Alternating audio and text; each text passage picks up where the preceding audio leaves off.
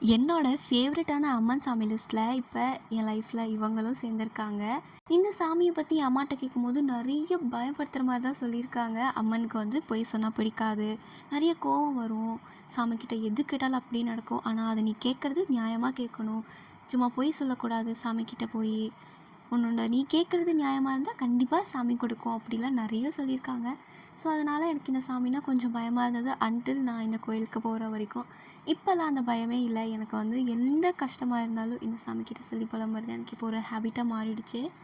First time ப்ரெக்னெண்ட்டாக இல்லாதப்போ, அதாவது கன்சீவ் ஆகிறதுக்கு 1 வீக் முன்னாடி போயிருந்தேன்.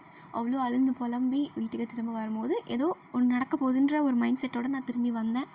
வந்து 1 வீக்கில் நான் கன்சீவ் ஆகிட்டேன். மனசுக்கு ரொம்ப ஹாப்பியாக இருந்தது.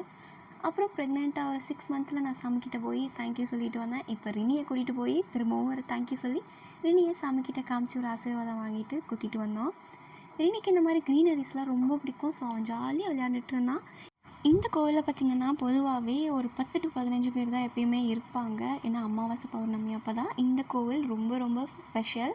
ஸோ அப்போ மட்டும் போனால் ரொம்ப கூட்டமாக இருப்பாங்க. ஆனால் அந்த டைமில் போய் நம்ம சாமிக்கிட்ட எது கேட்டாலும் அப்படியே நடக்கும் அப்படின்ற மாதிரி ஒரு நம்பிக்கை இருக்குது. கோவிலுக்கு போயிட்டு சாமியை மட்டும் பார்க்காம சாமிக்கிட்ட என்னென்ன வேணுமோ எல்லாமே கேட்டுட்டு சாமிக்கிட்ட சொல்லி புலம்பிட்டு மன நிம்மதியை கொடுங்கன்னு சொல்லி கடைசியாக கேட்டுக்கோங்க. அப்புறம் அப்படியே இந்த கோயிலை ரவுண்ட் பண்ணிங்கன்னா உண்மையாலுமே அந்த மன நிம்மதி இருக்கும். அப்படியே பழமெல்லாம் பழுத்தே இருக்கும், வேணும்னா நம்ம பறிச்சுக்கலாம், அதெல்லாம் எதுவுமே சொல்ல மாட்டாங்க.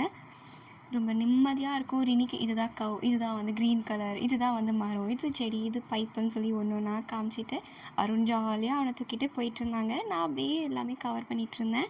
கோயிலில் கொடுக்குற புளியோதரை எப்பயுமே ஸ்பெஷல். ஸோ அதே மாதிரி இங்கேயும் நல்லா வாங்கி சாப்பிட்டாச்சு. சாப்பிட்டு அப்படியே கோயில் ஒரு ரவுண்ட் அடிச்சுட்டு அப்படியே வீட்டுக்கு வந்துட்டோம்.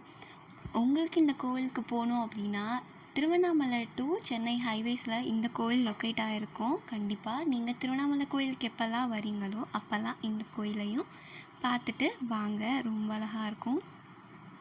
நீங்கள் ஆல்ரெடி இந்த கோயிலுக்கு போயிருக்கீங்க அப்படின்னா இந்த கோயிலோட எக்ஸ்பீரியன்ஸை கண்டிப்பாக மறக்காமல் கமெண்ட் செக்ஷனில் சொல்லிட்டு போங்க. தேங்க்யூ.